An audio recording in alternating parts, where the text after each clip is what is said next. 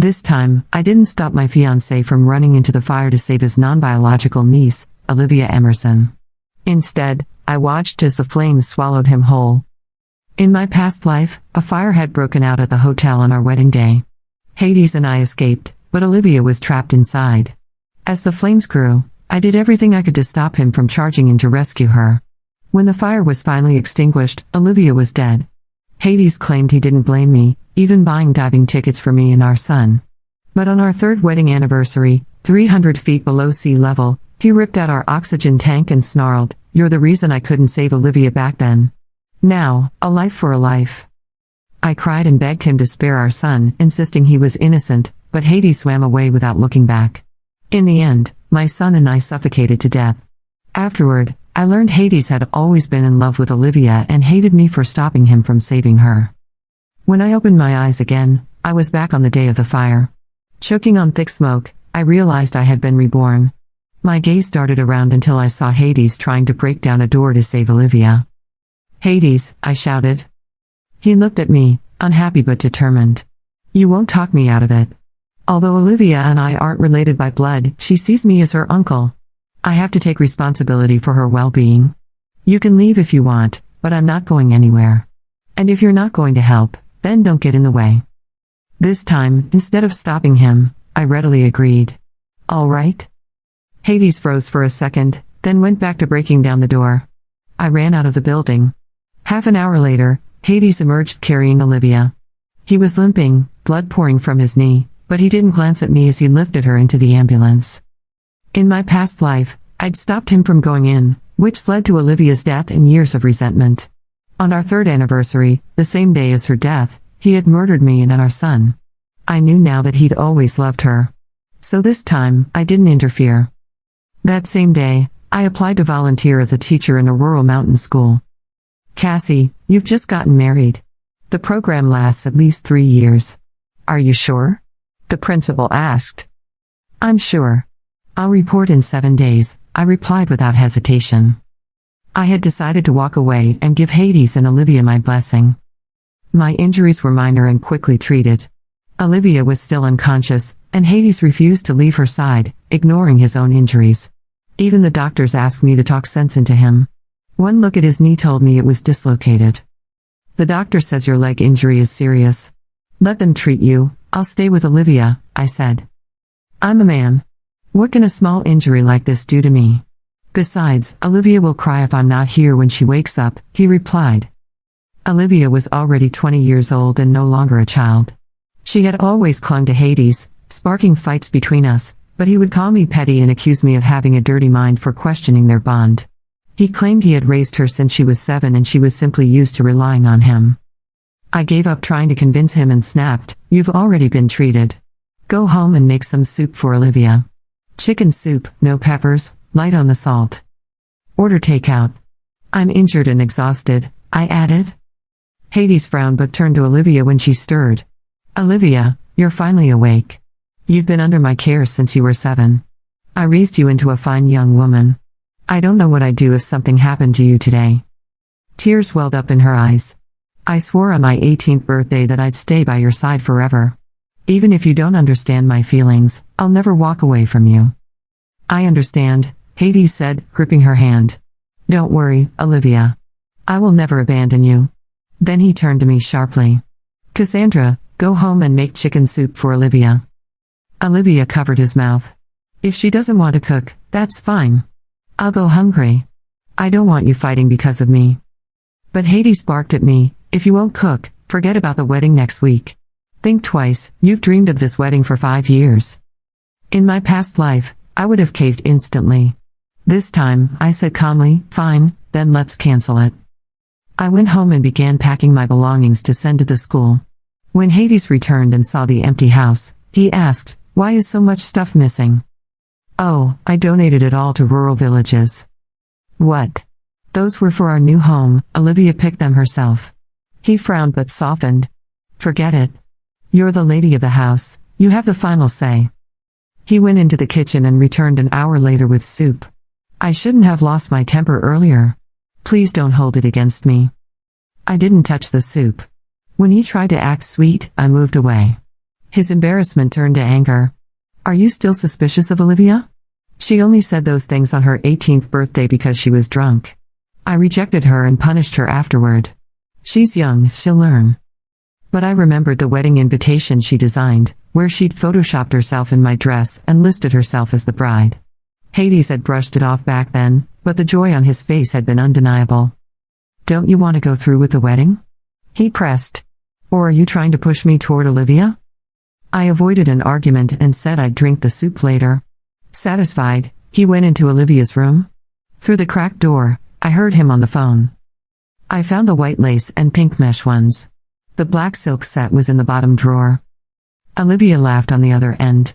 Hades lifted the lingerie to his nose and smiled. When he saw me, he said, "Don't overthink it. She's allergic to disposable underwear." Then he handed me a bag. "Wash these for her."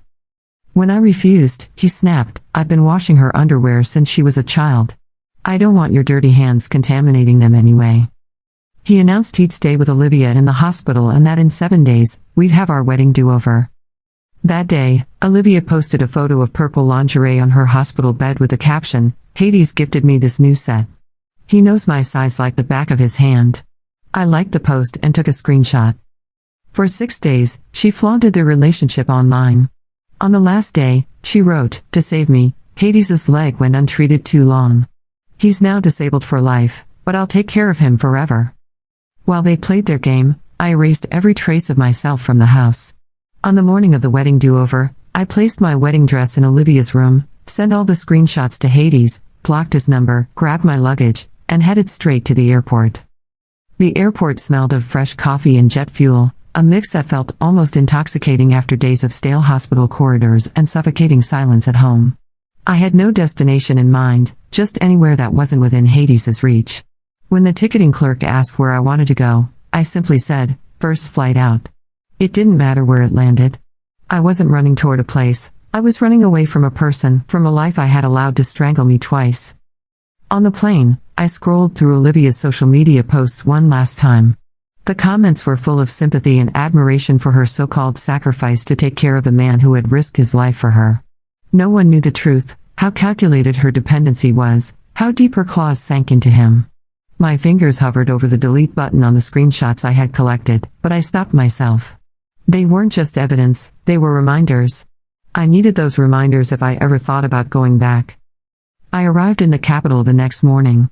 The air was cooler here, crisp in a way that cleared my head. The program I had applied for sent me a message confirming my placement in a remote mountain school. It was a 3-day journey to reach the village, with winding roads and no cell signal for most of the way. That was exactly what I wanted, distance and invisibility. The first night in the capital, I stayed in a small hostel. I lay awake, listening to the creak of old floorboards, my mind replaying scenes from my past life. In that life, after Olivia's death, Hades had become a shadow of himself. I had tried to fix things, to be patient, to absorb his coldness and venomous if love alone could thaw him. But every smile he gave me was a lie, every touch a performance. I had been the intruder in a love story I didn't know existed until it was too late. This time, I wasn't going to be his second choice. 2 days later, I boarded a dusty minibus heading for the mountains. The road was rough, the kind that rattled your bones and made conversation impossible. Outside the window, forests stretched endlessly, broken only by small clusters of weathered houses. Children played barefoot in the dirt roads, chasing each other with sticks and shouting with pure joy. It was another world. When I finally arrived at the village school, I was met by the principal, an elderly man named Mr. Zhao. His handshake was firm despite his frail frame. "You must be Cassandra. The children have been waiting for a teacher for months. Some of them have never been inside a real classroom." I glanced at the tiny building behind him, 2 rooms, a rusted tin roof and windows patched with plastic sheeting. Inside, wooden desks were scarred with carvings and a single blackboard leaned against the wall, cracked in one corner. There was no electricity, no computers, no modern supplies. But there were 20 pairs of curious eyes peeking at me from the doorway, each one wide with anticipation. That night, I sat by a small oil lamp, planning my first lesson. My hands shook, not from fear, but from a strange, unfamiliar excitement. For the first time in years, my decisions were entirely my own. No one could order me to cook soup, to wash someone else's lingerie, to stand in the shadow of another woman. Still, the past crept in like an uninvited guest. On the second week, while teaching numbers to a group of first graders, I noticed a folded note in my bag. It wasn't from the children, it was my old wedding invitation. Not the official one, but the edited version Olivia had made, with her face where mine should have been. I had meant to throw it away months ago, but now it was here, mocking me. I burned it that night in the stove. The flames licked at the paper greedily, and for a moment, I thought of the hotel fire. The way smoke had filled my lungs. The way Hades had looked at me, not as his bride, but as the woman who stood between him and the girl he truly loved. Weeks passed. The school became my refuge. I woke before dawn to gather water from the well, taught until the sun dipped behind the hills, and spent evenings helping children with homework by candlelight. My hair grew longer, my skin tanned from the mountain sun, and my laugh, once rare, became part of my daily life again. But peace never lasts forever. One afternoon, while leading the children in a reading exercise, I saw a stranger standing by the door. Tall, in an expensive coat that didn't belong in this place, his eyes swept the classroom until they landed on me. My stomach clenched. Hades. He looked thinner, older, his once confident posture now slightly slouched. But his eyes burned with the same intensity I remembered. The children stared at him in awe. He was a figure out of another world. Class dismissed, I said softly, forcing a smile for the children as they filed out. When the room was empty, he stepped inside. So this is where you've been hiding? I didn't flinch. It's not hiding if I'm exactly where I said I'd be. His jaw tightened. You left without a word. Do you have any idea what you've done to me? To Olivia? I laughed bitterly. What I've done? You mean removing myself so you could take care of her without guilt? Sounds like a favor to me.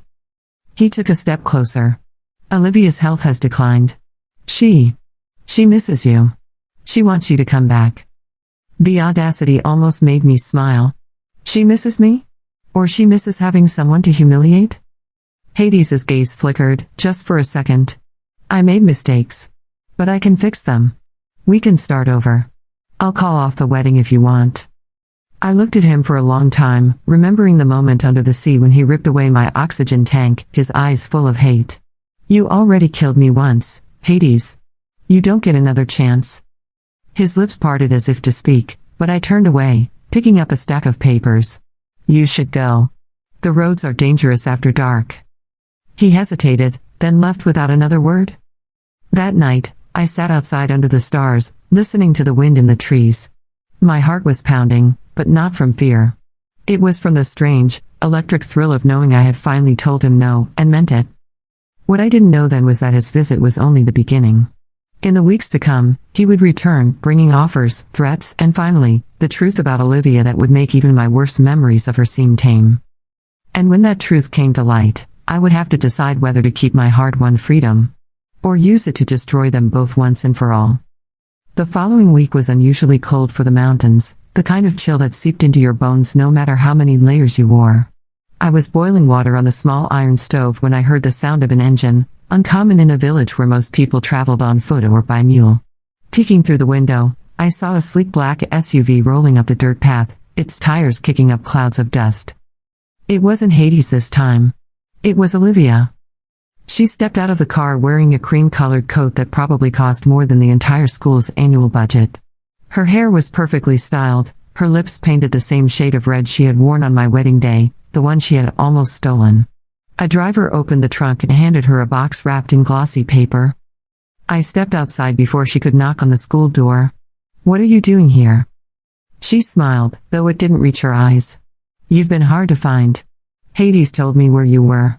I thought I'd come see for myself. You came all the way here too. What? Show off? I asked. She tilted her head, pretending innocence. To make amends. We've had our differences, but you're important to Hades. Which means you're important to me. Important. The word felt like poison in my mouth. In my past life, important had meant being tolerated, kept around as long as I didn't interfere with what she wanted. I crossed my arms. If you have something to say, say it. I have work to do. She stepped closer, lowering her voice. He's miserable without you. He pretends he's fine, but I know him better than anyone. You could come back, you know. We could start over. The three of us. I almost laughed. The three of us? Olivia, you've been trying to erase me from the moment we met. Her smile sharpened. Maybe. But now I think it's better if you're around. See, Hades is stubborn. He won't admit he wants me unless there's some obstacle. And you, dear Cassandra, are the perfect obstacle. I stared at her, trying to decide if she was just being cruel or if she truly believed her own twisted logic. You're insane. She shrugged. Insane maybe. But you know it's true. You leave, and he chases you. You stay, and he keeps fighting for me. Either way, I win. Before I could respond, she held out the box. A gift. For the school. I didn't want to touch it, but the children had gathered behind me, their curious eyes darting between us. I took the box inside and opened it. Inside were thick winter coats, good ones, sturdy enough to survive the mountain cold. For a moment, I almost forgot who had sent them. You should thank me, Olivia said from the doorway, her voice tripping with false sweetness. I didn't. Instead, I turned to the children. Try them on. Make sure they fit. They scrambled to obey, their laughter filling the room. Olivia watched them with an expression I couldn't read. Then, quietly, she said, You know, Hades's injury was worse than he told you. The doctors say he may never run again. He blames himself for not being fast enough that day. But deep down, I think he blames you, too. The words were a blade, sliding neatly between my ribs. But I refused to give her the satisfaction of seeing me flinch. Then it's a good thing I'm far away. Now he can spend all his time with you. She smiled again, a flash of triumph in her eyes. We already do. That night, I couldn't sleep. Her visit had left a sour taste in my mouth, but it had also stirred something dangerous, a curiosity I didn't want to acknowledge. If Hades was truly injured, if he really blamed me, why come here? Why send Olivia? 2 days later, I got my answer. It was late afternoon when a messenger from the nearest town arrived with a letter. The envelope was thick, expensive, and embossed with a gold seal I recognized instantly, Hades's family crest. My hands itched to tear it up, but something in me hesitated. Inside was a single sheet of paper, written in his unmistakable handwriting. Cassie, I made a mistake letting you leave. Olivia isn't what you think she is. I need to tell you the truth before it's too late. Please meet me at the Red Lantern Inn on the 15th. Come alone. H. The Red Lantern Inn was a half-day's journey from the village. I read the note twice, then folded it neatly and tucked it into my coat pocket. I wasn't sure if I would go. The days leading up to the 15th were filled with a restless tension I couldn't shake. I kept telling myself I had no reason to see him, that nothing he could say would change what I knew. But late on the night of the 14th, as the wind howled against the windows, I found myself packing a small bag. The journey to the inn was grueling, the road slick with ice. By the time I arrived, my hands were numb. The Red Lantern Inn was warm and dimly lit, the scent of spiced wine heavy in the air. A server led me to a private room in the back. Hades was already there. He stood when I entered, leaning heavily on a cane. His face was pale, his jaw unshaven, his eyes shadowed with exhaustion. You came, he said, relief flickering in his voice. I closed the door behind me. I shouldn't have. He gestured for me to sit. Please. Just listen. I stayed standing. Say what you need to say. He took a deep breath. Olivia. She's not who you think. She's been lying to both of us. That fire, he hesitated, then met my eyes. It wasn't an accident. The room seemed to tilt. What are you talking about? She said it, Cassie. She wanted to frame you, to make it look like you stopped me from saving her. She's been manipulating me for years. And I let her. I was blind. I searched his face for any sign of deception, but all I saw was a desperate, haunted sincerity. Why tell me now? I asked. Because she's planning something worse. She's after the inheritance. And anyone who gets in her way, he broke off, his hand tightening around the cane. I think you might be in danger.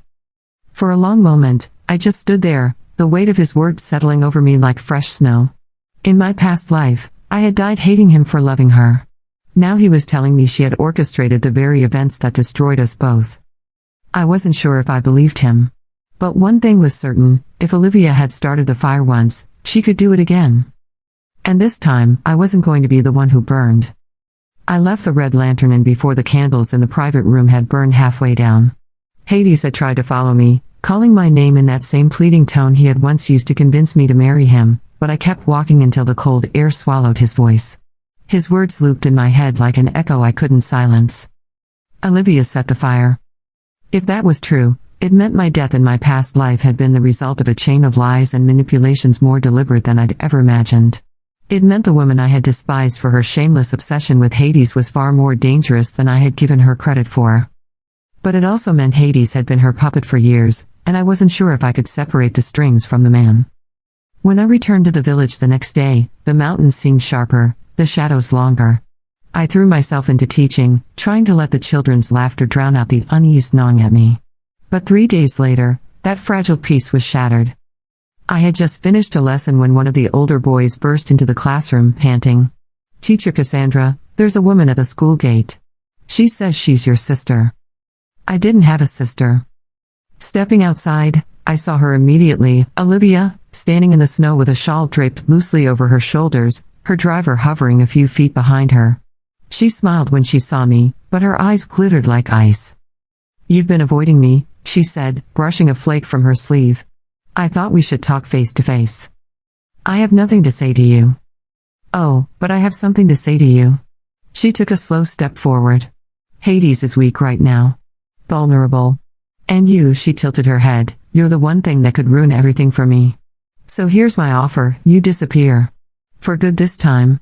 No more teaching, no more wandering, no more contact with him." I laughed, sharp and humorless. "That's not an offer. That's a threat." She smiled wider. "Call it what you like. But you should know. Accidents happen here in the mountains all the time. Slippery roads, faulty stoves, wild animals. No one would ever know." The children were watching from the classroom doorway, their faces pale. I stepped closer to her until we were only inches apart. "If you ever come near me again, Olivia, you'll find out exactly how much I've changed since the last time we met." Her smile faltered, but only for a second. "You're more entertaining than I thought." She turned and walked back to the SUV, her driver opening the door for her. "Enjoy your little school while it lasts." For the rest of the day, my hands wouldn't stop shaking. I double-checked the locks on my door that night, then placed a kitchen knife under my pillow. Sleep came in short, restless bursts. The next morning, a package arrived. No sender, no note, just a small, square box wrapped in plain paper. Inside was a single charred matchstick and a photograph of the school, taken from a distance. I sat down hard on the edge of my bed. This was her warning. She wanted me to know she could reach me here, that nowhere was safe. That afternoon, I walked to the post office in the nearest town and mailed the screenshots I had saved months ago, the lingerie photo, the captions, the edited wedding invitation, to a lawyer in the capital I had once met through a friend. Along with them, I enclosed a short letter: "If anything happens to me, investigate Hades Emerson and Olivia Emerson. Start with this." Days passed without incident, but the village felt different. Every stranger's face lingered too long in my mind. Every unexpected noise at night made me sit up in bed. And through it all, Hades sent letters, pleas for me to call him, promises to explain more, to protect me. I didn't answer. Then, one evening, as the sun dipped behind the mountains, I heard footsteps crunching in the snow outside my window. Slow, deliberate. I grabbed the knife from under my pillow and stepped quietly to the door, pressing my ear against it. The footsteps stopped. And then, knock, knock, knock. I opened the door just enough to see Hades standing there, his cane in one hand, a small duffel bag in the other. His face was drawn, his lips chapped from the cold. "I didn't know where else to go," he said. "She's gone too far this time." Something in his voice made my stomach tighten. "What happened?"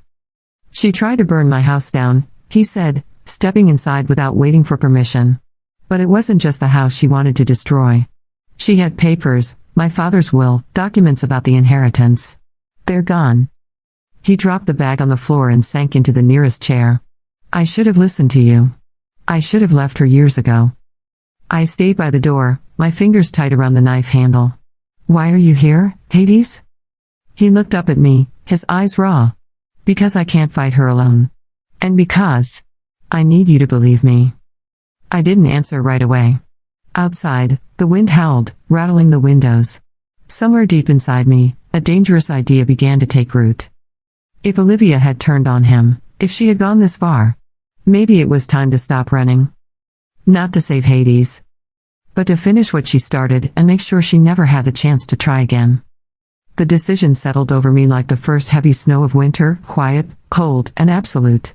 I had spent 2 lives letting Olivia dictate the terms, whether by manipulation, cruelty, or calculated charm. This time, the end would belong to me. Hades stayed in the small guest room of the school's quarters that night. I didn't trust him, not entirely, but I could see the strain in his body, the way his hands shook when he thought I wasn't looking, the way his cane trembled against the floor. Whatever had happened, Olivia had struck a blow that rattled even him.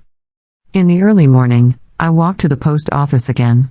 This time I sent 2 letters, one to the lawyer I had already contacted, authorizing him to move forward with legal inquiries into Olivia's finances, and another to a journalist in the capital known for digging into scandals that polite society liked to bury. I included every piece of evidence I had, the screenshots, the lingerie posts, the altered wedding invitation, and copies of Hades's recent letters. When I returned, Hades was at the kitchen table, his head bowed over a steaming cup of tea.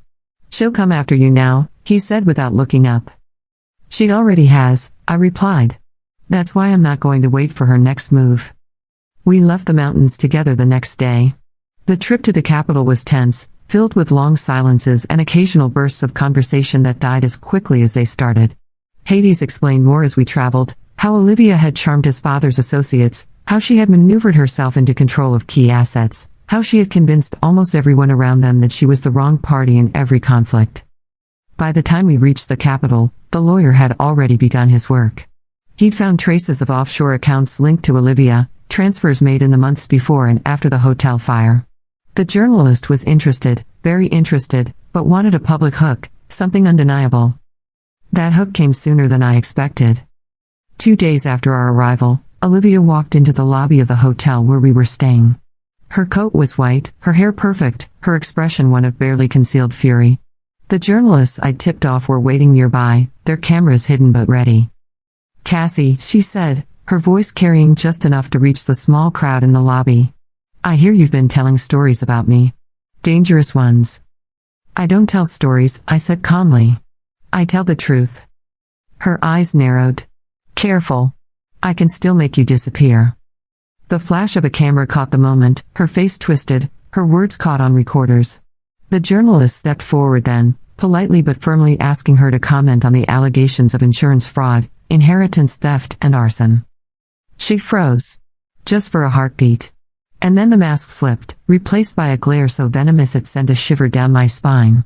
"You think you've won?" she hissed. "This isn't over." "Oh, it's over," I said softly, leaning closer so only she could hear. "Not because I say so, but because this time, I've set the fire." By nightfall, the story had broken online. Images of Olivia in the lobby, audio of her veiled threat, and documents leaked from the lawyer's files painted a picture too detailed for her to talk her way out of. The public turned quickly, sympathy evaporating, replaced by outrage. Within a week, authorities froze her accounts. She was summoned for questioning in connection with the fire that had nearly killed her years ago, the one she'd used to frame me. Hades, for once, didn't try to shield her. I didn't stay to watch the rest unfold. 2 weeks later, I was back in the mountains, my classroom once again filled with the sound of children's voices. The coats Olivia had sent still hung on their hooks, but now they were just coats, no longer tainted by the hands that gave them. On the first clear night after my return, I stood outside and looked at the stars. The air was sharp, the silence deep. Somewhere far away, Olivia was facing the consequences she had evaded for so long. In my first life, I had died suffocating under the weight of her lies. In my second, I had burned those lies down to ash. And in this one, I finally breathed freely.